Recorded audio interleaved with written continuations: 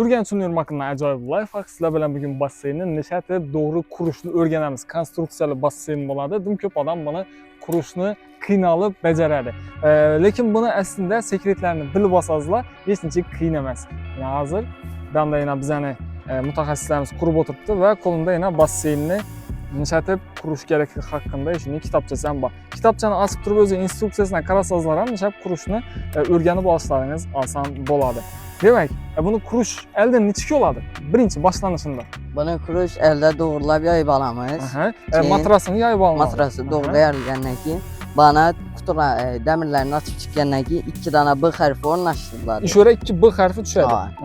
Demak, B harfli bo'ladi har bir turbasi. Karen turam 2 dona B qo'yiladi. 2 B, 2 boshchana 2 B qo'yiladi. Yana harflarni sizlarga gösterayman harflar. Demak, yana B harfi o'zi nomerlarni harflanib turadi ekan, to'g'rimi? B harfi. Demak, ishora 2 B harfi qo'yiladi. Beram 2 B qo'yiladi. Aram turam 2 B qo'yiladi. Endidan 2 B harfi qo'yiladi shunda. Keyin ugaloklar qisdiriladi. Keyin ugaloklarning shuruflari bor.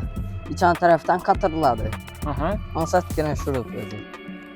İçan tarafdan qatiriladi.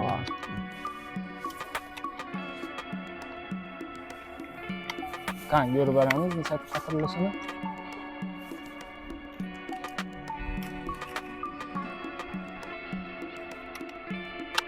Ana bu. Ana qatirildi. Bu shurup emas, bunga girib qisib qoladi ekan, to'g'rimi? Aynan, qisib qoladi ekan. Keyin ban taraf yonboshlarına. Ban taraf ikkanam A qo'yiladi.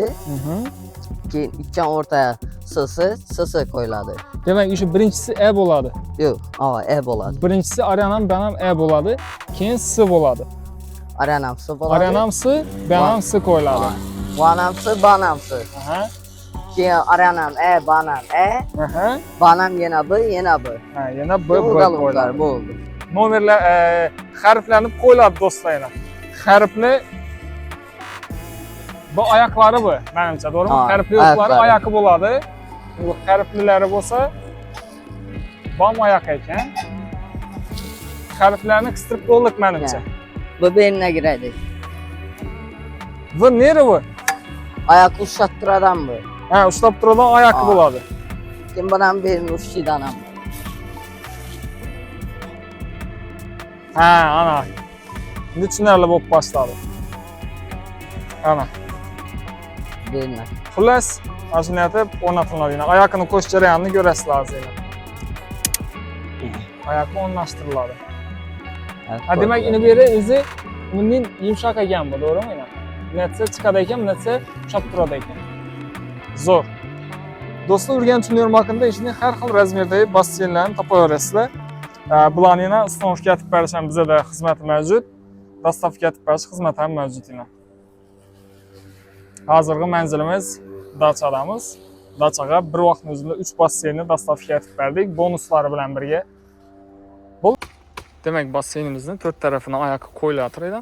4 tarafini oyoqi quri ujining uzunchoq tayoq bo'ladi ekan bunda. Keyin yonboshlarniki chisti stoykali, yere qadalib turadigan, dikatib ushlab turadigan ujining oyoq bo'ladi ekan.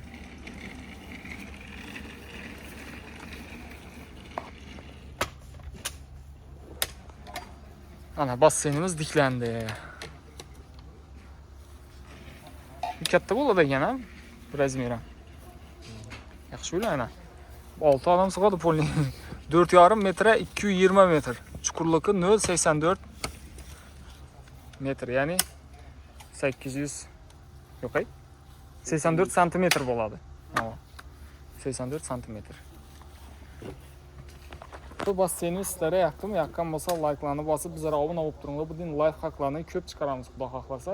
Sizlarga ishning basseynlar har xil razmeri, optimal donaga kerak bo'lsa, Urganch Universitetiga murojaat etsangiz bo'ladi. Telefon nomerlari ekranlaringizda.